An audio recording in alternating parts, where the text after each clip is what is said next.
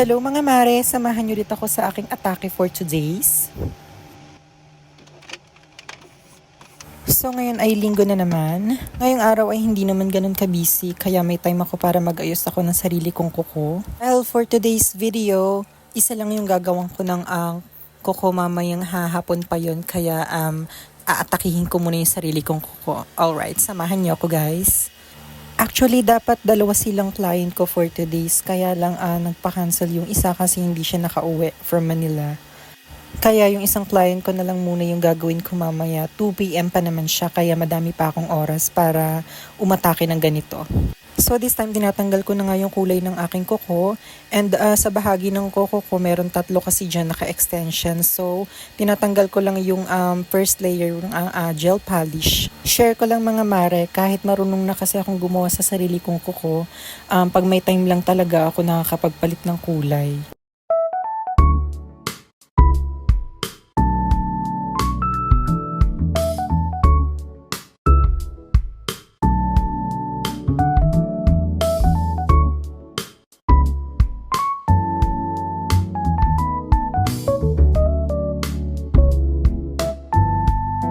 Ayan mga mare, na nail prep ko na yung kaliwang kamay ko and sunod naman yung ating kanan. Let's go!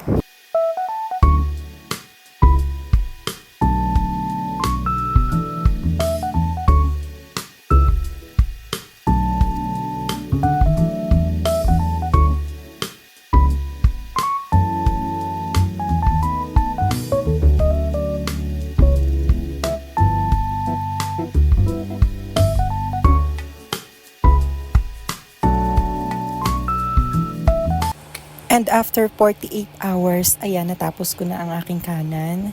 And let's go na sa polish.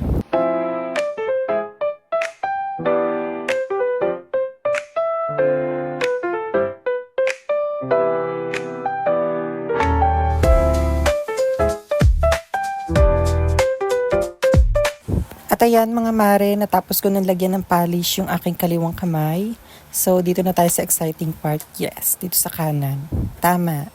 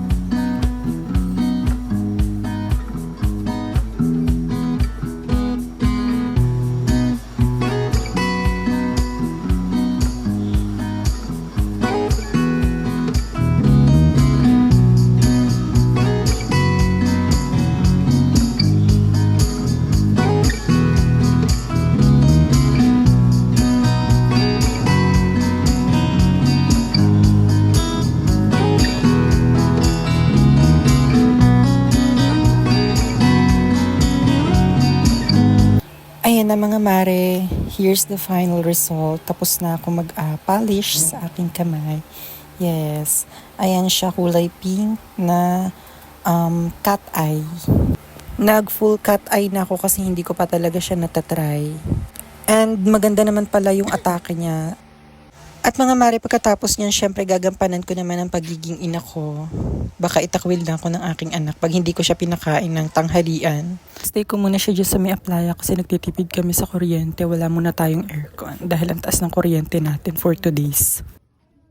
Sorry anak, at tiis-tiis ka munang wala kang aircon ha. Malamig naman sa aplaya. Ipapakita ko na rin sa inyo kung magkano talaga yung kuryente namin. Baka sabihin nyo kasi nagsisinungaling lang ako. Charis! Eme. So ayan nga, at nagkakahalaga lang naman siya ng yan, 8,000, 'di ba nakakawindang yan. Sa mga oras na to ay naiisipan kong dumi 4 na lang sa baybay. Tsareng! So ayan nga mga mare, kumain na din muna ako at para hindi magtirikan ng ating mga mata for today's. Yay! At mga mare, pagkatapos kong kumain ay nag-ayos na ako ng mga gamit ko para sa atake ko mamaya sa aking home service. So yun mga mare, nire-ready ko na nga yung aking service for today's.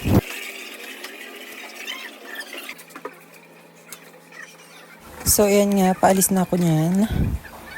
At nakalabas na ako. Actually, nakalabas na talaga ako. Hindi nakalimutan ko. Yung cellphone ko. Isa na lang pala ang cellphone ko.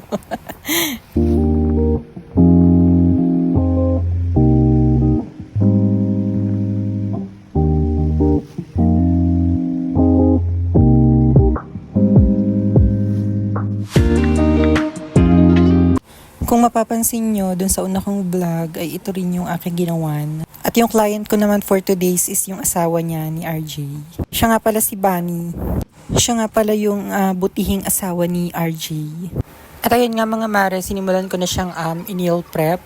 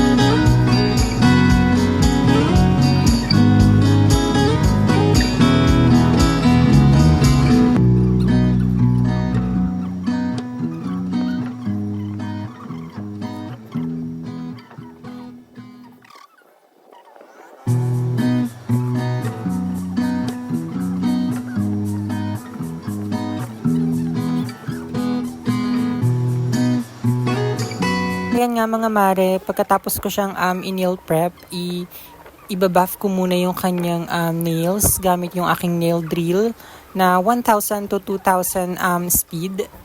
And then after ko siya mabuff, papahiran ko muna siya ng alcohol para matanggal ko yung mga dust na nanggaling sa ating pagbabuff kanina. And then lalagyan ko na siya ng dehydrator.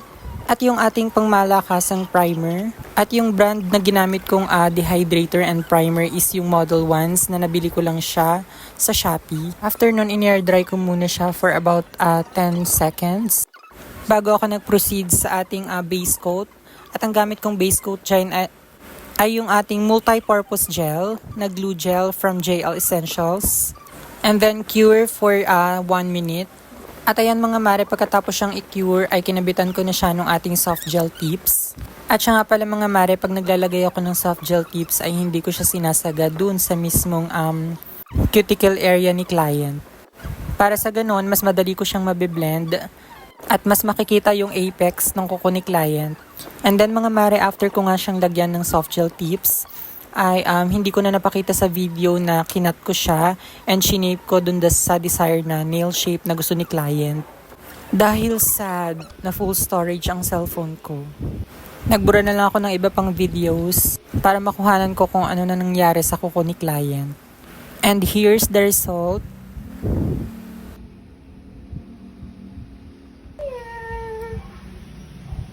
And inshallah, may pameriendang pizza ang mag-asawa para sa akin. Thank you so much!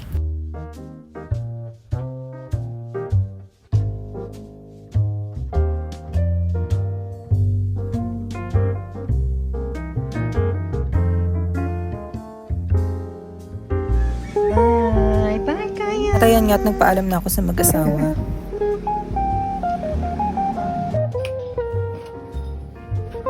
Ang mga mare, after ko nga makauwi is nilapag ko lang yung mga gamit ko. Ayan, kung kita nyo naman ang sofa haggard.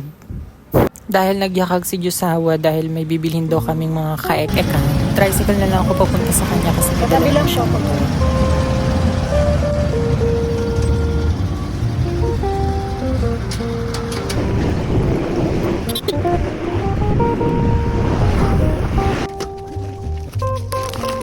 And that's all for today's video.